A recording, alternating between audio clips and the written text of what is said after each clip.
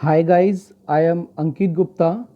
Today we are started our new subject and a new topic. जो subject का नाम है बेटा बुक कीपिंग एंड अकाउंटेंसी।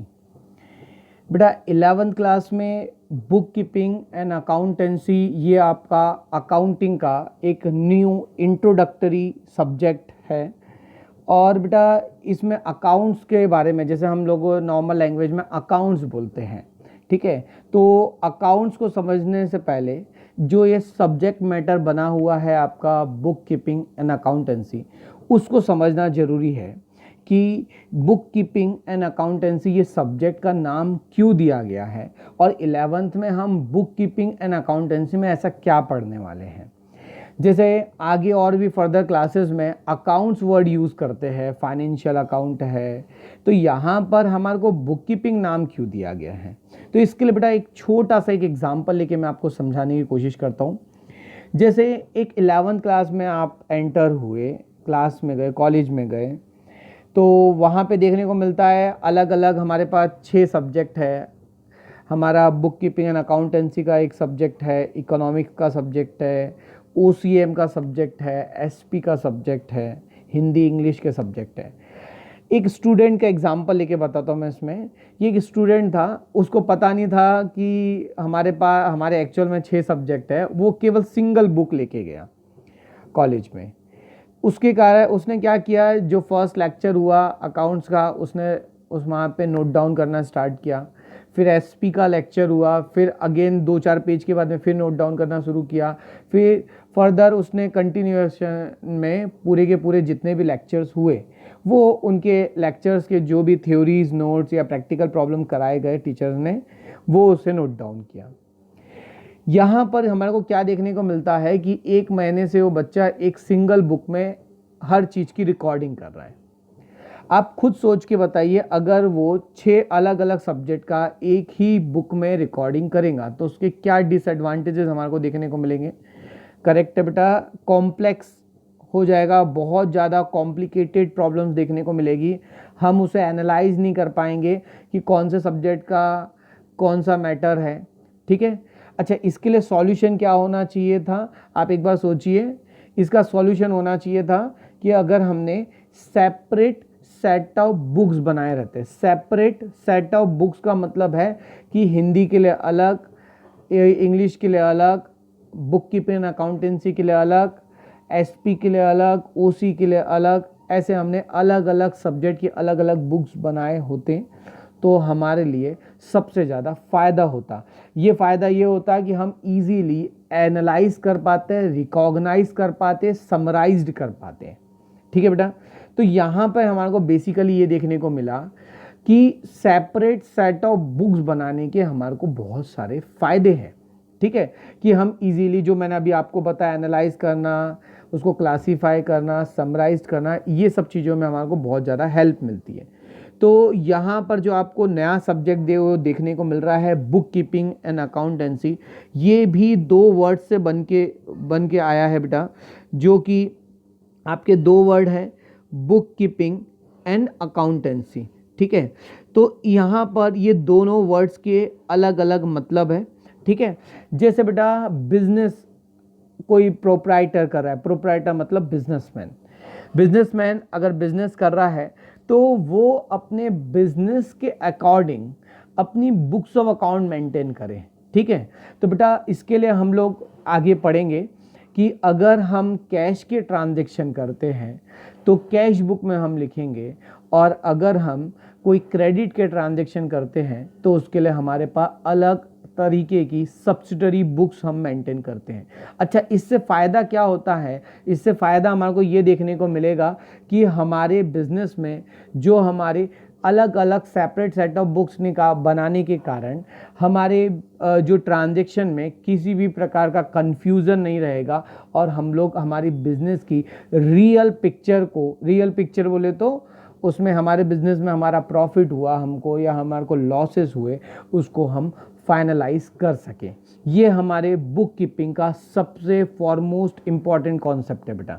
ठीक है, मैंने आपको ये जितने भी बात समझाया ये बुक कीपिंग के बारे में बताया। बेटा जहाँ पर बुक कीपिंग ख़त्म होती है वहाँ से अकाउंटेंसी स्टार्ट होती है। ये बहुत लॉजिकल सेंटेंस नहीं है, इसको मैं आपको नॉर्मल लाइफ से कनेक्ट करके बताता हूँ। आपने क्या करे, अलग अलग सब्जेक्ट की बुक बना के रख दी है, दैट इज़ बुक कीपिंग। अब आपके टीचर आए, हर लेक्चर में आपने जो टीचर ने लिखाया उसे आपने नोट डाउन करना स्टार्ट किए, दैट इज़ योर अकाउंटेंसी। बात समझ में आई आपको? रियल लाइफ से मैंने आपको ये कनेक्ट करके बताया, ठीक है बेटा। तो यहाँ पर भी हम लोगों ने वही समझने की कोशिश की है कि बुक कीपिंग एंड अकाउंटेंसी क्या होता है, ठीक है। तो इसमें बेटा मैं आपको स्टेट बोर्ड की बुक से पूरे के पूरे लेक्चर्स कवर करा के दूंगा। स्टेट बोर्ड की बुक सभी के पास अवेलेबल होगी, ठीक है। इसमें एक और टर्मोलॉजीज हमारे को देखने को मिलेगी और हमेशा ये बात रिपीट होती रहेगी कि बेसिकली ये बिजनेस क्या होता है, बिजनेस एंटरप्राइज क्या होता है, ठीक है। तो बेटा बिजनेस एंटरप्राइज का मतलब नॉर्मल लैंग्वेज में एक्सप्लेन किया है कि दो टाइप के बिजनेस ऑर्गेनाइजेशन हो सकते हैं। कि पहला जो मैन्युफैक्चरिंग कंसर्न हो, मैन्युफैक्चरिंग मतलब कुछ गुड्स रॉ मटेरियल को खरीद के फर्दर प्रोड्यूस करके उसको रॉ मटेरियल से वो फिनिश गुड्स बनाता हो, पहली बात। दूसरी बात कोई ट्रेडिंग कंसर्न भी हो सकती है, वो भी हमारे बिजनेस कहलाता है। ट्रेडिंग कंसर्न का मतलब होता है एक जगह से कोई बना बनाया आइटम खरीदता है, बना बनाया गुड्स खरीदता है और मार्केट में उसे रीसेल कर देता है। उसका इंटेंशन ही होता है कि वो कमोडिटी को खरीदे और मार्केट में बेचे। तो बेटा हम लोग पहले कुछ सेशन में और इस चैप्टर में हम लोग बेसिक कॉन्सेप्ट को कवर करेंगे, ठीक है। और बेसिक कॉन्सेप्ट में हम लोग ये समझने की कोशिश करेंगे कि बुक कीपिंग क्या है, अकाउंटेंसी क्या है, और हमारे अकाउंटिंग के बेसिक छोटे मोटे टर्मोलॉजीज़ को हम समझने की कोशिश करेंगे जो आपके अकाउंट्स पढ़ने के लिए, मतलब आपके बुक कीपिंग एंड अकाउंटेंसी समझने के लिए बहुत सारा हेल्पफुल रहेगी और वो आपके सब्जेक्ट मैटर का भी एक पार्ट है, ठीक है बेटा। स्टार्ट करता हूँ मैं। Book keeping is related with recording of business transaction. तो ये क्या बोला है इसने, रिकॉर्डिंग ऑफ बिजनेस ट्रांजेक्शन। ये नया वर्ड देखने को मिला। ये बेसिकली यहाँ पर बिजनेस ट्रांजेक्शन क्या होता है, यहाँ पे बेटा बिजनेस ट्रांजेक्शन का मतलब होता है जो एक्चुअल में बिजनेस से रिलेटेड है। बिजनेस के लिए मैंने कुछ खरीदा या बिजनेस के लिए मैंने कोई सामान को बेचा, ठीक है, that's called as an business transaction.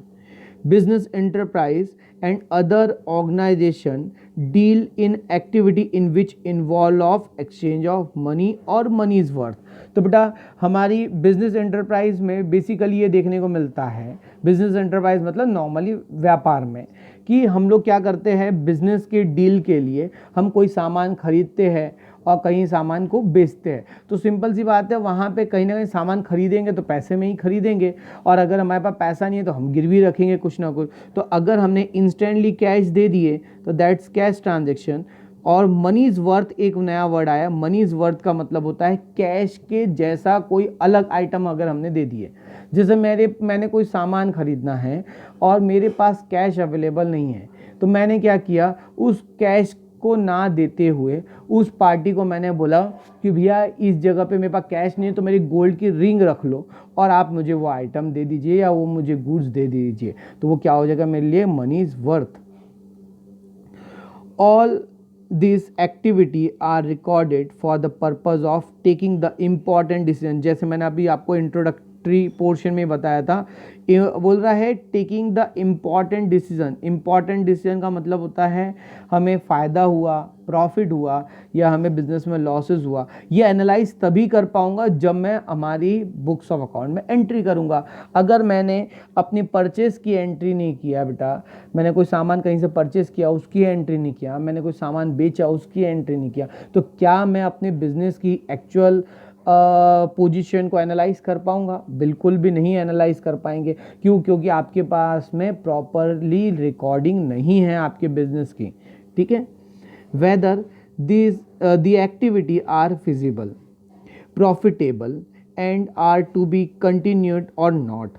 Information about the business and the other organization is required.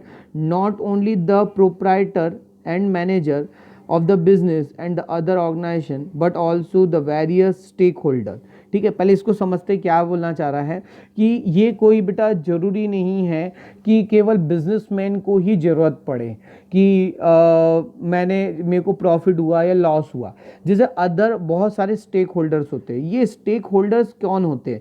Stake holder वो पर्सन होते हैं जो डायरेक्टली या इनडायरेक्टली हमारे बिजनेस से कनेक्टेड है, वो हमारे लिए स्टेक होल्डर होते हैं। जैसे गवर्नमेंट हमारे से कनेक्टेड है क्योंकि गवर्नमेंट को हम टैक्स देते हैं। इन्वेस्टर जिन लोगों ने हमारी कंपनी में पैसा लगाया है, हमारे कस्टमर वो देखते हैं कि कंपनी कैसी है, उसकी प्रोडक्ट हम खरीदे या नहीं खरीदे। एम्प्लॉय ये सोच के हमारे साथ में कनेक्ट होता है कि उसकी अगर मतलब हमारी कंपनी की गुडविल होगी तो हम बिजनेस मतलब उनके साथ में कनेक्ट रहेंगे, वो हमारे को प्रॉफिट दे पाएगा।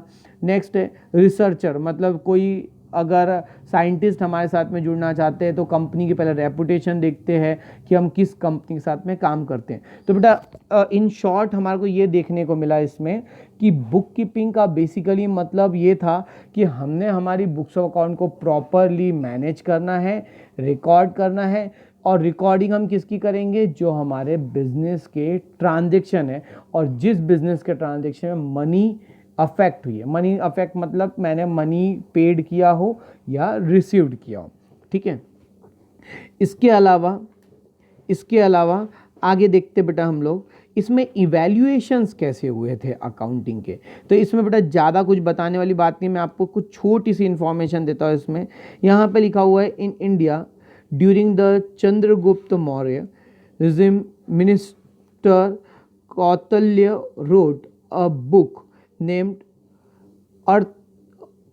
Arthashastra, where in some reference can be tracked regarding the way of maintaining accounting record.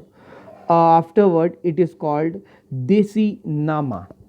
ये वर्ड का भी मतलब मैं बताता हूँ आपको, ये देसी नामा क्या होता है। ये बेटा पहले चंद्रगुप्त मौर्य के बारे में समझते हैं। ये हमारे इंडिया में पहले इंट्रोड्यूस किया इन्होंने अकाउंटिंग, चंद्रगुप्त मौर्य ने। इन्होंने क्या बोले कि अगर हम बिजनेस के ट्रांजैक्शन की रिकॉर्डिंग अगर नहीं करते हैं तो हम ये एनालाइज नहीं कर सकते कि क्या हमारे को बिजनेस में फ़ायदा हुआ है या बिजनेस में नुकसान हुआ है। तो उसके लिए चंद्रगुप्त मौर्य ने अकाउंटिंग को इंट्रोड्यूस किए और उन्होंने जो अकाउंटिंग को इंट्रोड्यूस किए थे उसे बोला गया था देसी नामा। ये देसी नामा क्या है?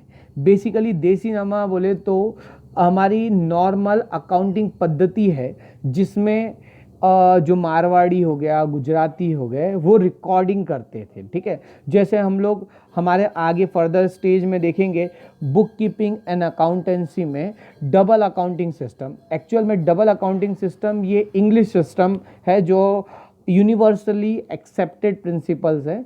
और ये देसी नामा जो है ना वो हमारी कंट्री का मतलब इंडियन कल्चर में इंडियन जो पुराने जो छोटे मोटे व्यापारी है, छोटे मोटे जो ट्रेडर्स है, वो जो रिकॉर्डिंग करते थे वो देसी नामा कहलाता था, ठीक है।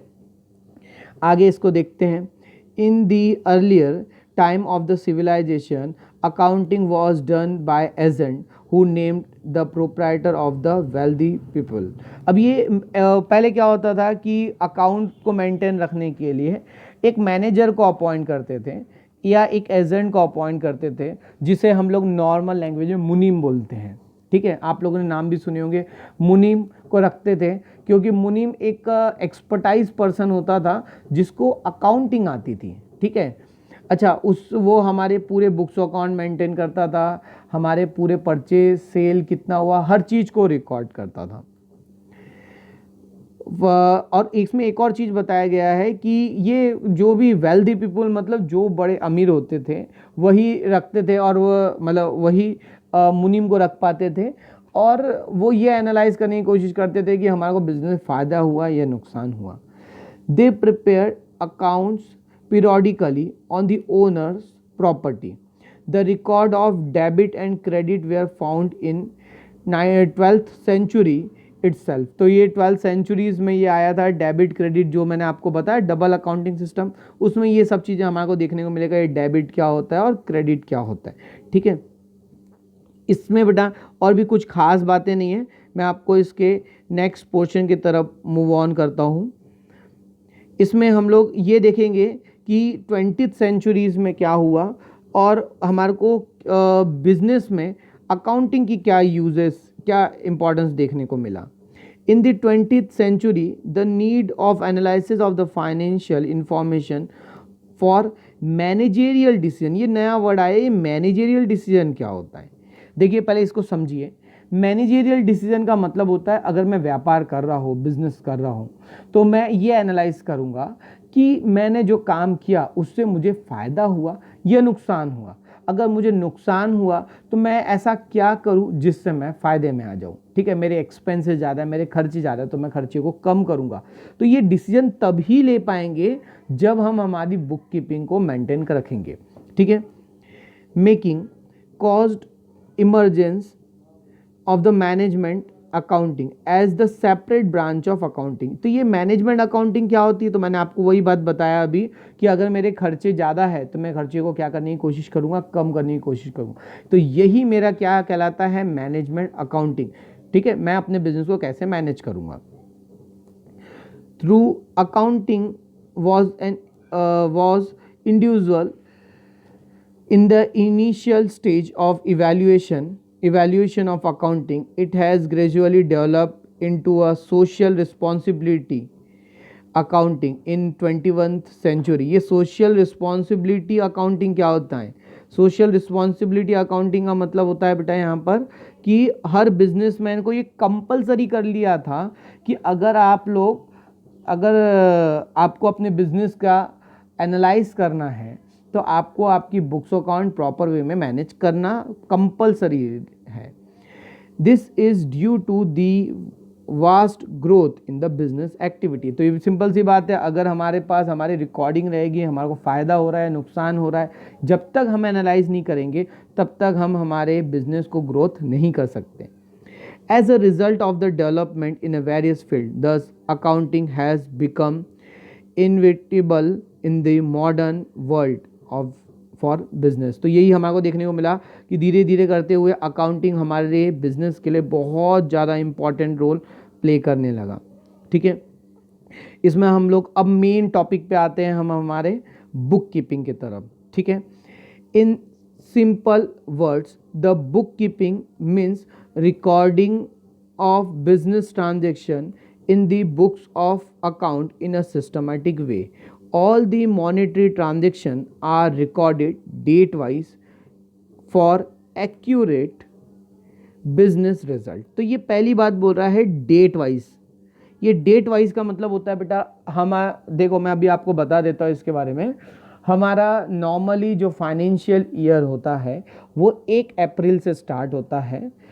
1 अप्रैल से स्टार्ट होता है और एंड होता है हमारा 31 मार्च नेक्स्ट ईयर में। ठीक है, अब बेटा इस ड्यूरेशन से लेके इस ड्यूरेशन तक मेरे बिजनेस में होने वाले पूरे फायदे, होने वाले पूरे नुकसान को मैं रिकॉर्ड करता हूँ। ठीक है, अब इस बिजनेस, अच्छा ये डेट वाइज का मतलब था कि जैसे 1 तारीख को जो ट्रांजैक्शन हुआ तो मैं 1 तारीख को ही लिखूंगा, 2 अप्रैल को जो ट्रांजैक्शन हुआ मैं 2 तारीख को लिखूंगा। मतलब मैं डेट का मैनिपुलेशन नहीं करूंगा, आगे पीछे ऊपर नीचे करने की कोशिश नहीं करूंगा। इससे क्या होगा, इससे ये फ़ायदा मिलेगा कि मैं पर्टिकुलर टाइम पे रिकॉर्डिंग करूंगा और मैं अपने बिजनेस की एक्चुअल एनालाइज कर पाऊंगा कि मेरे बिजनेस में मुझे फ़ायदा हुआ या नुकसान हुआ। ठीक है, ये आएगा बेटा 31 मार्च वाला जो मैंने आपको बताया अकाउंटिंग ईयर क्या होता है। ठीक है, from such record that the end of accounting year bookkeeping is an art और science of a systematic record. तो पहले एक वर्ड और समझते, आर्ट। आर्ट क्यों बोला है, क्योंकि बुक कीपिंग रखने का एक कला है। एक कला मतलब जो सिस्टमेटिक तरीके से मैं अपनी बुक्स ऑफ अकाउंट को मतलब एनालाइज करना। जैसे मेरे कैश के ट्रांजैक्शन हुए तो मैं कैश बुक में लिखूंगा, अगर मेरे क्रेडिट के ट्रांजैक्शन हुए तो मैं सब्सिडरी में लिखूंगा। ये एनालाइज करना, that's called as an art. ठीक है, फिर साइंस क्यों बोला है, साइंस बोलने का रीज़न एक ही है कि अगर हमारे बिजनेस में अगर हम लोगों ने रिकॉर्डिंग जो कर रहे हैं बिजनेस के ट्रांजैक्शन की रिकॉर्डिंग, अगर हमने वो रिकॉर्डिंग गलत कर दिए तो हमारे फाइनेंशियल रिकॉर्ड और हमारी फाइनेंशियल पोजीशन भी गलत आएगी। मतलब ये देखने को मिला कि अगर हमने गलत चीज़ें किए हैं, गलत एंट्री किए हैं और गलत टाइप के ट्रांजेक्शन रिकॉर्ड किए तो हमारे को रिजल्टेंट फिगर क्या देखने को मिलेगा, जो हमारी फाइनेंशियल पोजीशन है वो भी गलत हो जाएगी। ठीक है, तो इसके लिए हमें क्या करना चाहिए था, इसके लिए हमारे को प्रॉपर तरीके से हमारी बुक्स ऑफ अकाउंट को मेंटेन रखना चाहिए। तो हमारे को साइंस क्या देखने को मिला, जहां पे हमें पता है कि causes and effect relationship, causes and effect relationship मतलब हम लोग गलत रिकॉर्डिंग करेंगे तो गलत रिजल्ट आएगा, अच्छा रिकॉर्डिंग करेंगे अच्छे तरीके से तो अच्छा रिजल्ट आएगा। ठीक है, अच्छा रिकॉर्डिंग मतलब सही तरीके से रिकॉर्डिंग, हाँ, डेट वाइज। फिर आगे लिखा है इसमें recording, classifying and summarising the financial transaction. ध्यान दीजिएगा, नॉन फाइनेंशियल ट्रांजेक्शन की रिकॉर्डिंग नहीं होती। फाइनेंशियल ट्रांजेक्शन मतलब जो ट्रांजेक्शन मनी से रिलेटेड है या मनीज वर्थ से रिलेटेड है, हम उसकी रिकॉर्डिंग करेंगे और किसी की रिकॉर्डिंग नहीं करेंगे। ठीक है, financial transaction of the business for a particular period, generally 1 year. 1 year मैंने अभी बताया आपको, 1 year start from 1 April and and on 31 मार्च। इसमें बेटा अलग अलग टाइप की डेफिनेशन है। सबसे सिंपल डेफिनेशन हम लोग पहले देखते हैं। Book keeping is an art of recording business dealing in set of books.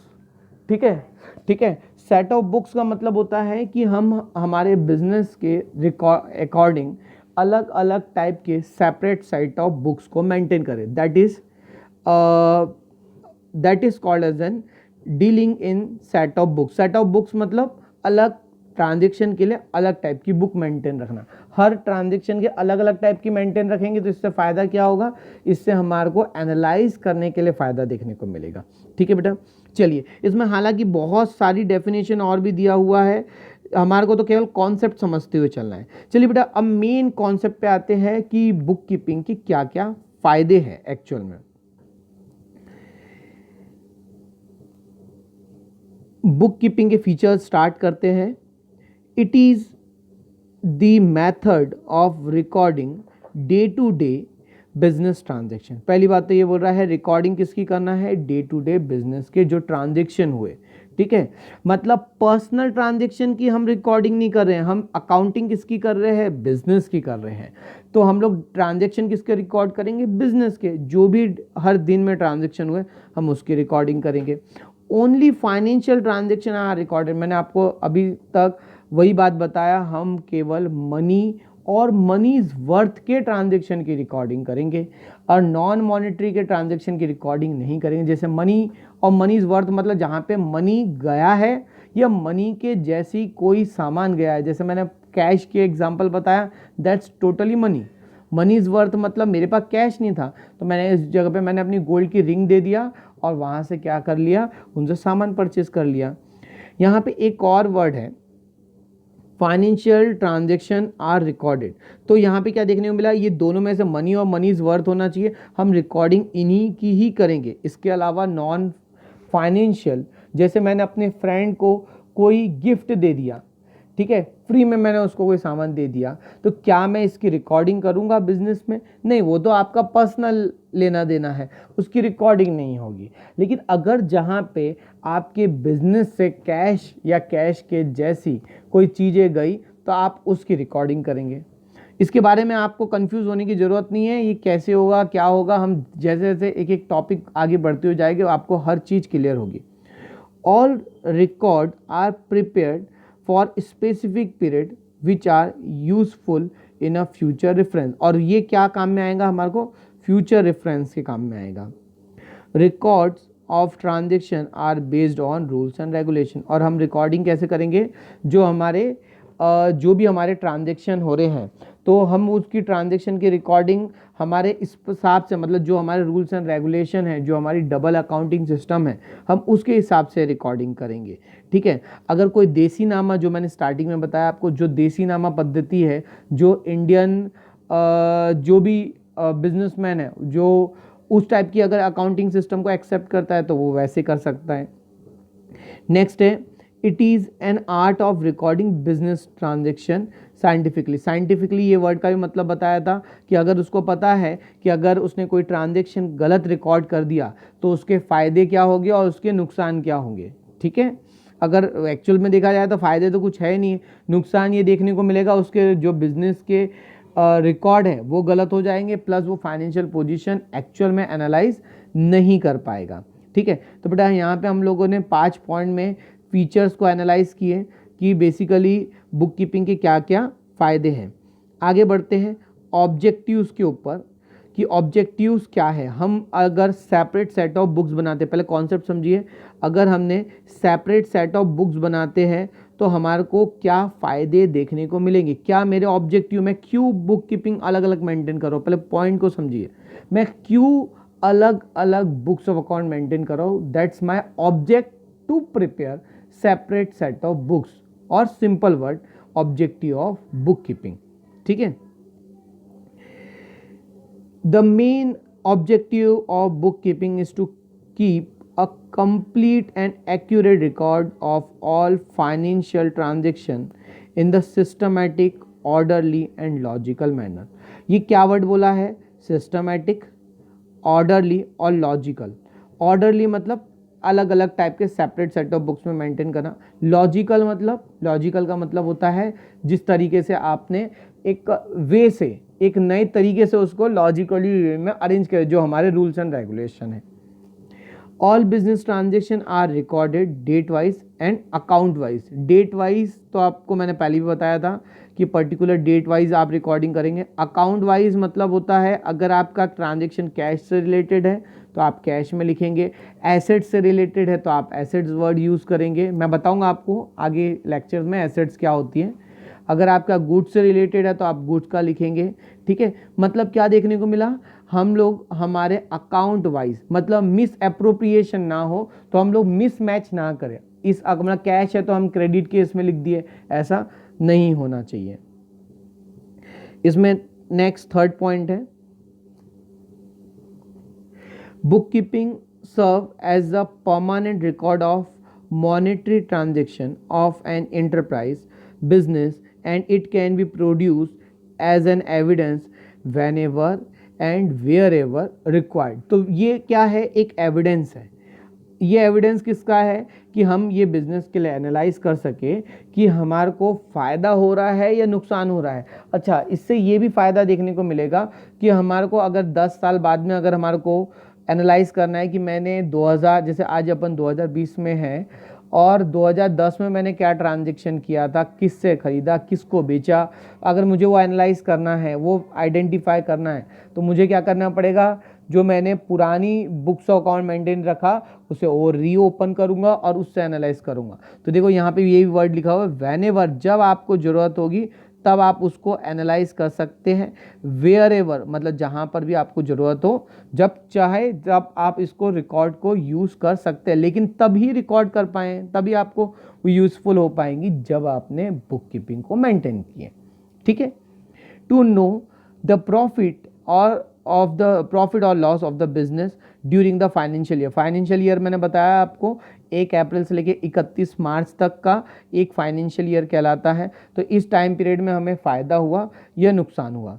To know the total assets and total liability of the enterprise, मतलब मेरे बिजनेस की टोटल मेरी खुद की प्रॉपर्टी कितना है। लायबिलिटी का मतलब होता है मुझे कितने लोगों को कितना रुपए देना है। लायबिलिटी का मतलब होता है देयता। ठीक है, हमें कितना रुपए देना है। अगर मैं लिख के रखूंगा, बुक कीपिंग में रिकॉर्डिंग करूंगा, तो ही मैं एनालाइज करके बता पाऊंगा। To know what the business owns to other and what other owns to him, मतलब मुझे किससे कितना पैसा लेना है और मुझे किसको कितना रुपए देना है। ये एनालाइज तभी कर पाऊंगा जब मेरे पास रिकॉर्डिंग होगी। Businessman comes to know the current year's progress over previous year। तो ये कैसे एनालाइज करेंगे, मेरे 2019 का फाइनेंशियल गया, 2019 में मैंने सपोज 50 लाख रुपए का प्रॉफिट अर्न किया। ठीक है, अब ये मैं कैसे एनालाइज किया, जब मैंने अपनी बुक्स अकाउंट को मेंटेन किया। उसके बाद में मैं 2019 के बाद में 2020 में आया, तब भी मैं अपने आप को एनालाइज किया कि मेरा प्रॉफिट वर्थ 60 लाख का हो गया, पहले के कंपेरिजन में 10 लाख रुपए मैंने ज़्यादा कमाया। ये तभी मैं एनालाइज कर पाऊंगा जब मैंने प्रॉपर वे में रिकॉर्डिंग किया। Compare it financial result with other business enterprise in a similar line. तो यही देखने को मिल रहा है कि हम लोग वही एनालाइज कर पाएंगे कि हमारे को हमारे बिजनेस में फ़ायदा हुआ या नुकसान हुआ। उसका मेन रीज़न तभी है जब हमारे पास हर टाइप के चीज़ों की रिकॉर्डिंग होगी तब। ठीक है, तो बेटा इस लेक्चर में हम लोगों ने बुक कीपिंग के नॉर्मली फीचर्स को देखे, उसके बाद में हम लोगों ने इसके ऑब्जेक्टिव्स को देखे, बुक कीपिंग क्या होती है, इसका क्या इंपॉर्टेंस है। नेक्स्ट लेक्चर में हम इम्पॉर्टेंस ऑफ बुक कीपिंग के साथ में स्टार्ट करेंगे और बहुत सारे टर्मिनोलॉजीज जो बेसिक है उसको डील करेंगे बेटा। ठीक है, थैंक यू।